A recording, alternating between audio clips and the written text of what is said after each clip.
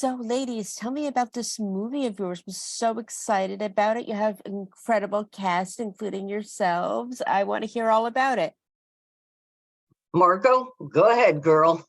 Um, it was the first big thing I ever did when I was 14 years old. It's called Tiger Within with Ed Asner. Um, it is an incredible film. It was a really big part of my life. And Gina, go ahead. Okay. Well, the important thing to know is Margot truly was 14 years old when we shot it. And it's, I think it's credit to her very interesting childhood, very sophisticated parents that all over Europe she was raised and in the States that allowed her to have this kind of adult sensibility. And because everybody was like, no way, she's 14, the crew, the rest of the cast, she could look 14, but she acted like somebody that had weathered things. And I think that just comes from the journey that her family has taken. And it's a movie that I wrote in 92, and we're happy that it finally got made. And, I did not think at the time that I wrote it that we'd be facing such an existential crisis for the Jewish culture. I mean, in 92, anti-Semitism was not front page. You didn't have people marching proudly. It's the world's turned and it's hideous. And that's so in a way, I'm glad, even though I ached for I don't know, what is that, 30 years for it to get made and tried every single different thing. The fact that it got made now, I'm happy about that it's in this climate. Now I just need people to see it. Yeah. And can you describe the roles that you play in the movie, starting with Margot? So I played Casey. She was a homeless runaway, and she, got into some sex work, and she was just really lost. And she met Samuel, who was played by Ed, and he was actually a Holocaust survivor. And the story is really beautiful, just about, just him really trying to teach her about love and how real love is, because she came from a really, really broken family. Which in some ways I think I related a lot more to Casey than I ever initially thought. I mean, first time I read the script, I cried. And I just knew I had to play Casey. And thank goodness they let me. Yeah, we took a long time casting and couldn't find the girl until we found Margot. And it was like, whoa, we did it. And Ed was thrilled. I mean, he was a little bit hesitant before he met her that this child hadn't done anything. And he's like, oh my God, do I have to be a teacher? He met her and the chemistry was explosive. And then he was blown away by the natural talent that she brought to the stage, because you need a certain intelligence to understand how to play parts. And she brought that. And what about you, Gina? Are you in it as well, or did you just write it? No. Oh, I'm not an actress, no. and going back to you a little bit, I want to know what inspired this movie originally, and how you began writing it, the whole process that went through it, because you said it began in 92, and I think Right. that's amazing that we finally get to see it now. Well, 92, I was working my first job in Hollywood, coming from New York, and it was at Columbia Studios. I was lucky to get situated there in Hollywood, and I was doing television sitcoms, very stressful at times. And I would take a walk down to what I thought was a park, because I'd always pass it as I was driving to work or walking to work, but I never went in. And this time I was like blown away one day. I just needed to get away. And I went in and I saw it was a Jewish cemetery, and it was very beautiful, the park. I mean, most cemeteries just have this more solemn arena for me. I feel like and which is, I understand, but this one, there was something kind of glorious about it. I don't know how to describe that, except it felt kind of fresh and alive. And as I'm walking around, I was the only one there that day, and I'm looking at the different stones and inscriptions, and I just thought, man, what destruction went on. Only what was it back then? What, 50 years? I don't know. I can't do them, but not that long ago. And I'm thinking, and then I realized how many people lost their families, and then I thought about people that I knew that had lost their families just because they came from terrible families and they left. And I thought, what if those two people met up? And I had met, weirdly, I had met people in Pennsylvania, from Pennsylvania, I should say, who didn't believe the Holocaust existed. And I didn't even know like what to say to that. It's like, I don't know if you've ever met any of the flat earthers, but it's like, it's impossible to talk to these people because you don't have a common language and there's nothing to sustain the dialogue because they're so ignorant. And I realized that, they're not intentionally ignorant. They're just brought up ignorant. I mean, there are some people that are stone stupid, but most people are not. And they just believed what they were told, like my character. And I thought, yeah, I got to have a girl that doesn't know she's intelligent, but is ignorant because of her environment and the limited challenges she puts upon herself, who meets a man that has seen everything. What happens when those two forces hook up? And I then, from that decision, I just backtracked story-wise into, once you have the characters in a story, you just find the story or the skeleton to lay the characters in, because I'm more of a character writer than plot, and so I just from then said, okay, where and how would these two meet? And then I backtracked that into what would be believable for Casey to meet this man, and why would she be in a cemetery, and then it backtracks. And that's how. That's incredible. And I know, like we said, we began this in 92. Did you have to do a lot of revisions to make it fit No. the 20? No? No, this was first draft. I didn't, when you write a spec, that's the joy of it. Nobody can give you notes. Nobody can, they can give you notes, but you're not obliged to take them. Whereas when you work for a studio, they have every right to give you notes, and you are obliged to listen and participate in what they say. But with this, I own it, or I did own it, and I can decide what, if anything, I wanted changed. And no, well, it's a lot. You feel as a writer, we don't really get that much power. So the only way to get power is playwrights do. You don't change a word of theirs, and that was my background.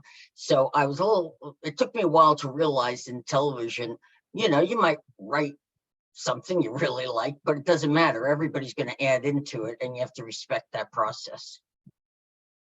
Incredible. And Margot, what would you say was the biggest challenge about playing Casey?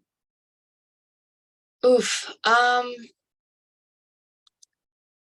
think honestly, after the end of the film, kind of distinguishing myself and Casey, I feel like I kind of became her afterwards, because it kind of was like method acting. Every single day we were doing guerrilla shooting. So, I was her constantly.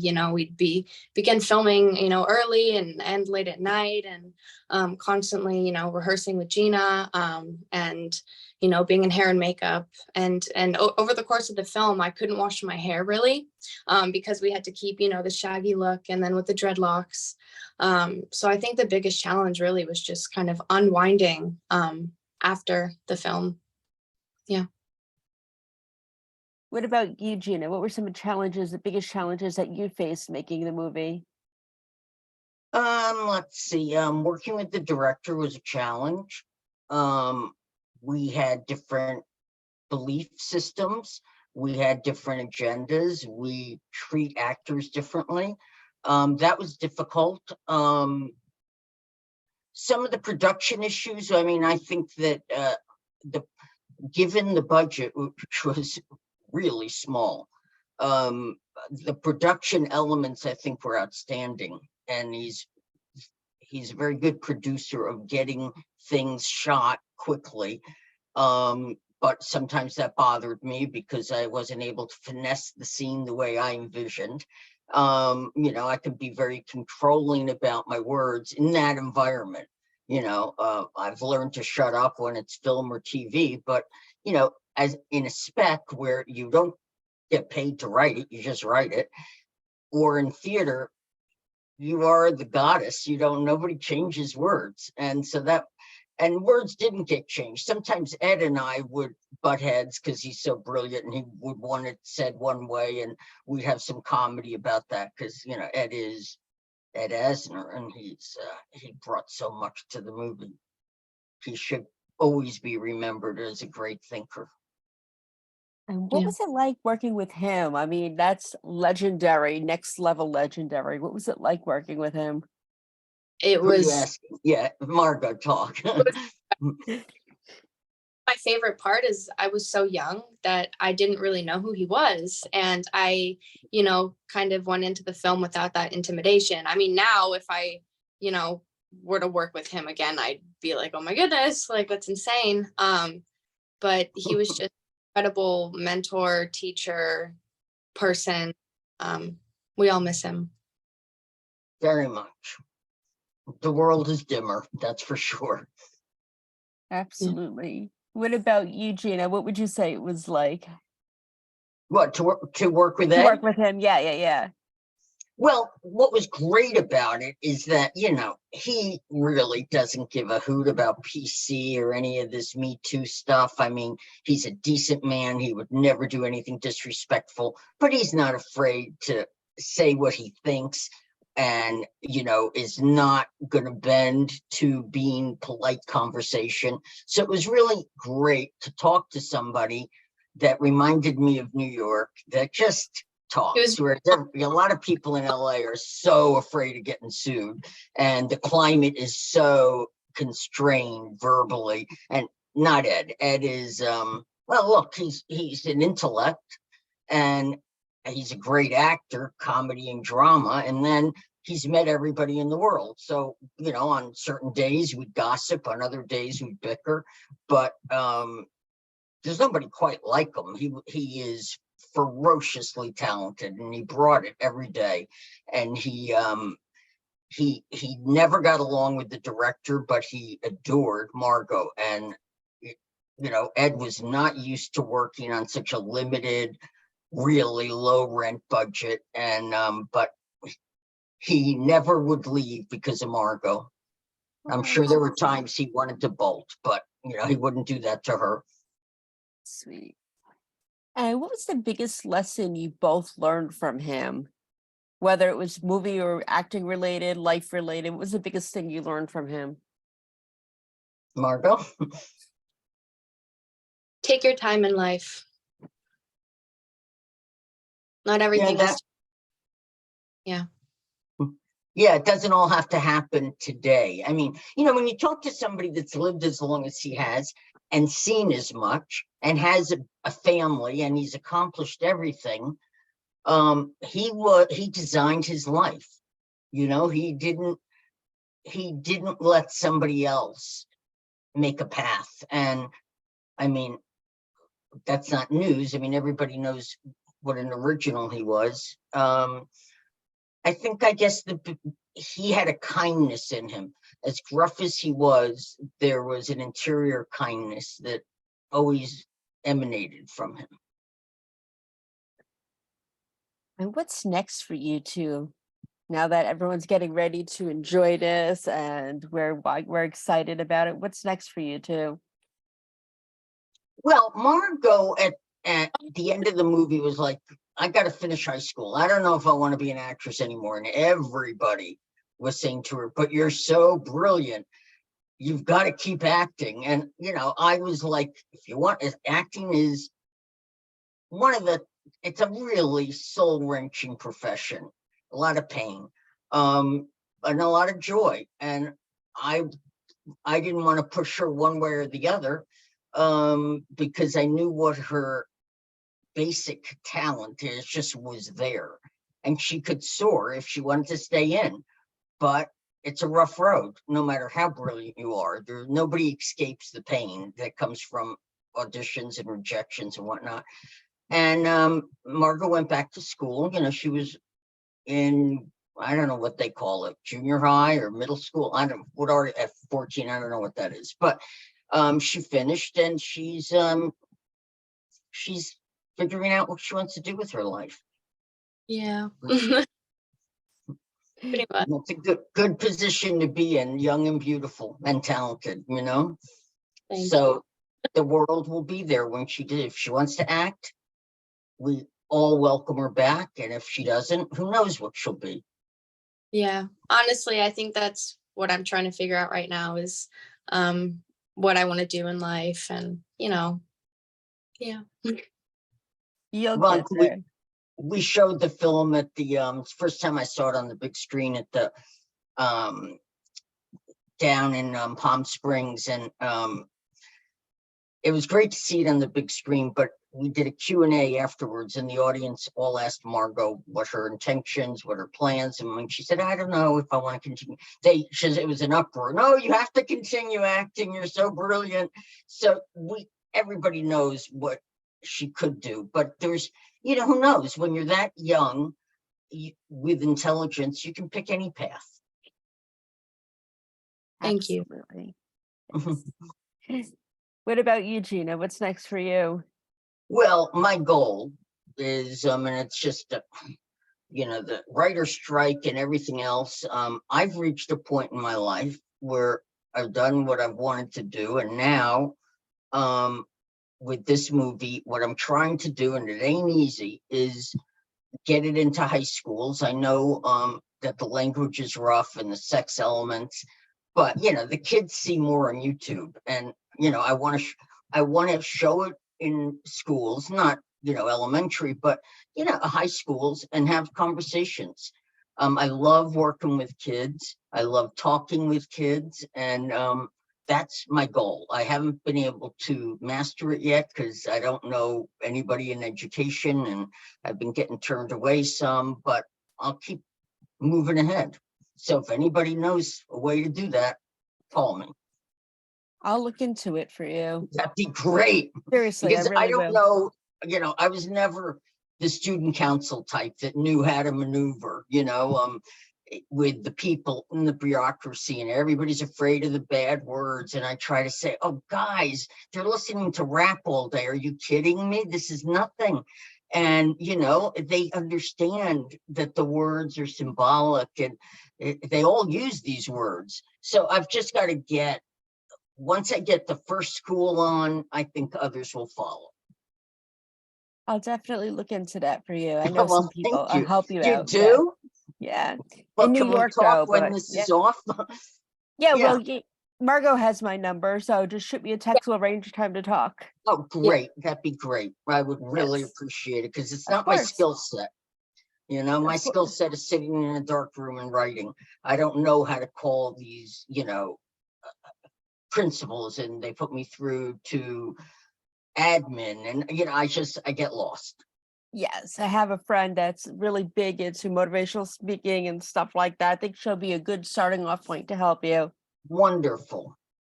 And if Margot has time, she could come and talk. The thing about the film is that I believe, look, I've met a lot of racist kids, and not necessarily against Jews, but right now it's trendy to be against Muslims, and that's what people want to be against. But when you break it down in LA, it's one, Mexican gang against another Mexican gang, and it's all based in fear. And I think they'll relate to the movie, as at least the kids that I know that have seen it have been like, oh my God, I never saw a movie about a kid like me, and if Margot talks, even if it's not on stage, but if it's on, Zoom or whatever, the kids, they would love that, because adults, they don't trust adults, and for good reason. Adults they've messed them up in education. They don't trust them, and they give bad advice, and they've left them, the kids, high school kids, that aren't rich are coming out to nothing. And so their anger goes to hate, and that's my philosophy on it. That's a bad deal. It is, definitely. I'll see what I can do. We'll definitely keep in touch. Fabulous. I would love that, like crazy love Me that. too. Yes. I have time and I don't need money. I just can go wherever somebody wants to pilot the program. Wonderful. Perfect. And where can we follow you to on social media so we can continue to follow everything? Well, I don't do social media, but you can follow Margot. I'm not, I know. You're It's not not that I'm a too much. dinosaur about it. I just am not, I don't know where people, I just, it's not me. It's not that I'm so private. I just don't do it. You're So not yeah. missing much. Thank you. Of course, sometimes I do feel out of it, but it's just, it just doesn't, I'm not social enough, I guess is what it is, which is why I don't know how to, finesse, I guess the word is, this school project of mine. And I've got to learn how to do that. All right. What about you, Margot? Do you have social media for your fans or? I mean, it's more for my friends. I don't really. Oh, okay. Yeah, no problem. No problem. I was just wondering. Or for the Yeah. movie, if there was one for the movie or anything like that. Is there one, Gina? I don't know. I really don't know. should- I mean, you know, we have a distributor. I don't know. I know he has a social media platform, and I guess our film's on it. Of course, our film's on it. I just don't know if there's a dedicated site. Oh, okay. Gotcha. All right. Wonderful. Well, ladies, it's a pleasure to speak to you. You're both amazing, Thank and you I'm so proud of you much. both. And I hope we get to Thank talk you. again soon. Yes, please. Thank you very much. You're Okay. welcome. Bye. Have a good day. Bye. Thank you. Bye.